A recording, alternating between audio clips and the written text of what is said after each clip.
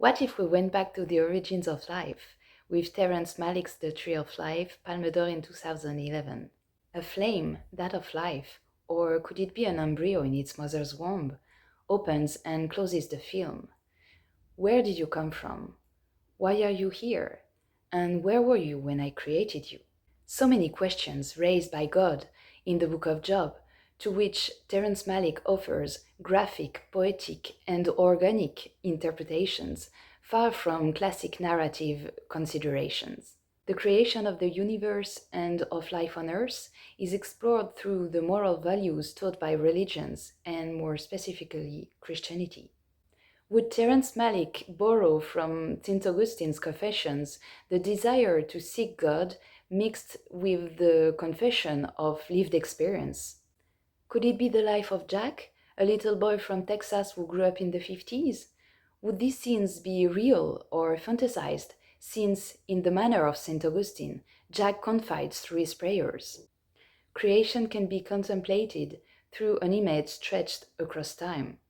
Indeed, it only lasts 7 days, but spreads peacefully across the screen to the sound of an enveloping and reassuring lyrical voice. In contrast, the human life is shown in the urgency of movement, with brief close-ups filmed in a handheld camera, accompanied by orchestral excerpts from Wagner.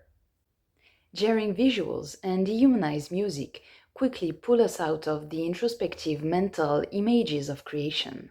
The redundant shape of a slit, an eye, the Lord of the Rings doesn't seem far off, or a vortex serves to remind us that God is omnipresent and He watches through the gap between the branches of the tree of life.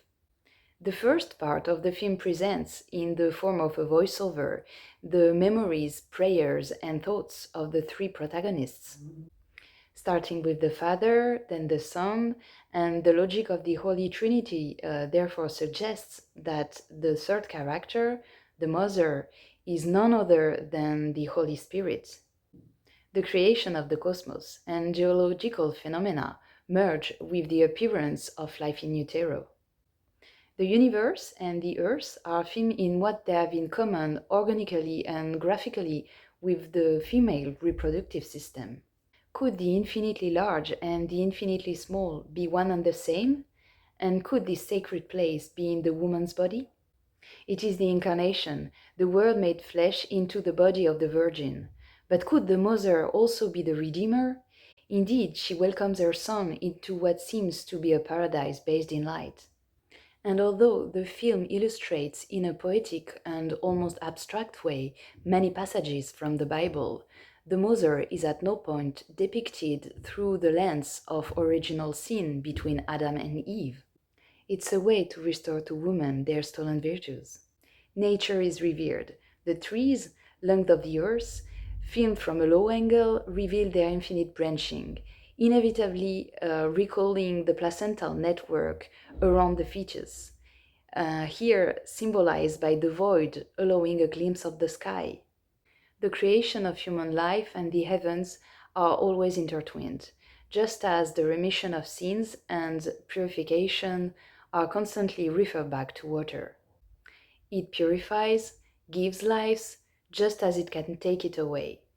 I'm thinking in particular of the drowning scene. It is a way of signifying that what is beautiful and good can also turn out to be dangerous. This reflection brings us back to the all-powerful Father who, under the guise of loving his children, proves to be abusive. Is this a vision of God, loving his creation while deliberately making it suffer? Compassion, explored from the very beginning of life on earth, highlights the absence of morality in humanity. Yet, God gave it the choice between grace and nature, between good and evil. But humans would seem to have chosen the easy way out, unlike dinosaurs.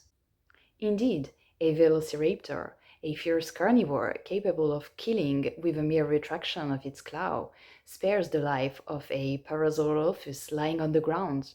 It seems to play by pressing its paw on the head of its prey, but drawn by the purifying and redeeming water, it walks away. This scene In light of the brutal exchanges between father and son, raises questions. A dinosaur, moreover a reptile whose brain is programmed for attack, would it have more compassion than a father or than a creator?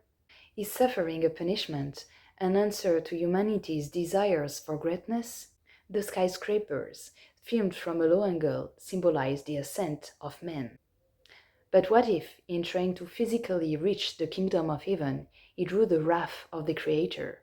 Would he punish them as he already did with the construction of the Tower of Babel?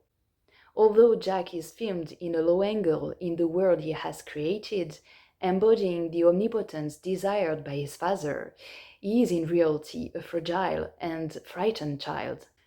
Is the lost brother a sacrifice? Is the father tested like Abraham, the father of the monotheistic religions? Suffering questions faith. Could it be a necessity to learn, to be worthy of entering paradise, and to be able to return to the tree of life?